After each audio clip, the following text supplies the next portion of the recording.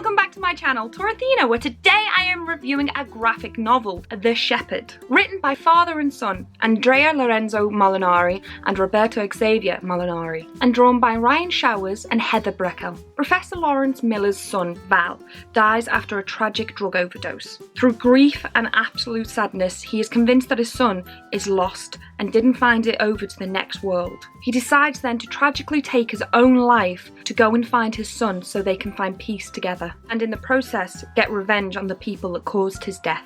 This was such a first off, Andrea emailed me yesterday saying, would you kindly review it on your channel? I know you're going to be a busy person and I don't expect a reply straight away. Luckily enough, today is my filming day and I was like, yeah, sure. I've got one more slot for comics. I'll try and fit it in.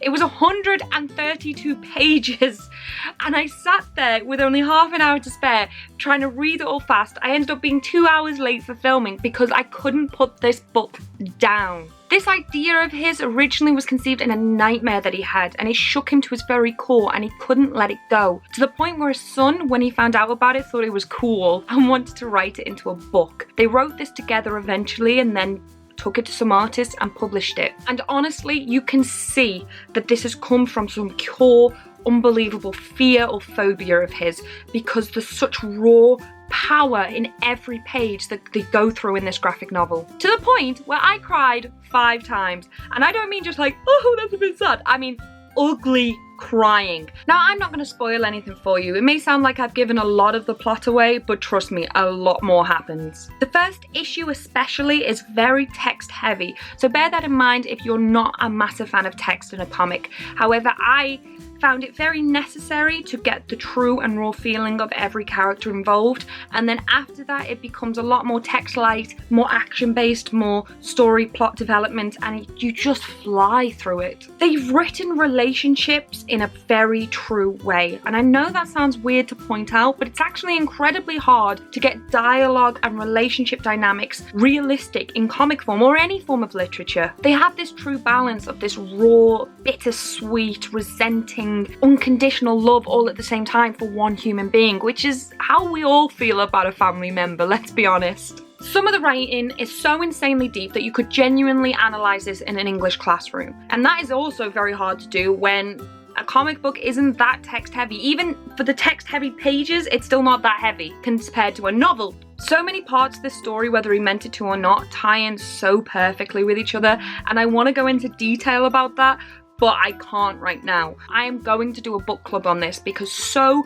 many clever intricacies happen in this book that I need to discuss it with people. In all honesty, it did take me about 2 to 5 pages to get into this comic. Through the first couple of pages, I actually didn't like it and I was worried I'd have to do a bad review. But then as soon as everything clicked together and I realized what the plot was about and it all tied in amazingly, I got hooked straight away. The art, which I wasn't that keen on all of a sudden, became the art I couldn't imagine it being any other way. And to the point where there was actually meant to be another artist doing it, and there's some samples at the back of the book, and I don't like it. It's very similar, but I don't like it, to the point that's how much I love the art in this story. What I didn't really like about the art initially was that I found it quite flat.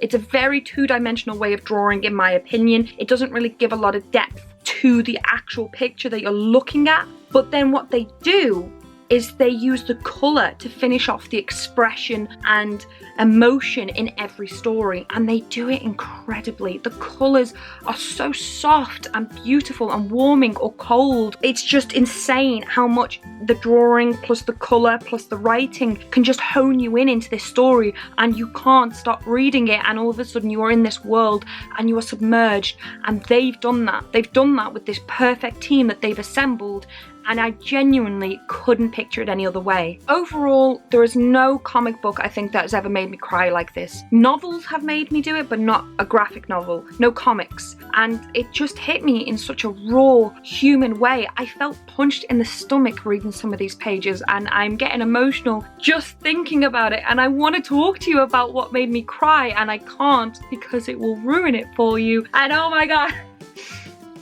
I read once that if you want to write a good story, you've got to make whatever you don't want to happen to yourself happen to the protagonist. And you can tell that he's done this. You can tell the writer has had to face his own fears and fight his own demons to get the story out there. And it is done so well that it's just... And also, if you like this story, they have also confirmed that there are 2, 3 and maybe 4 in the works, so there's definitely a future with this title. If you want to check it out, all the details will be below. Then there is also issue 1 that you can check out as a free sample, and I will put the link below for that as well. Thank you so much for watching my comic review.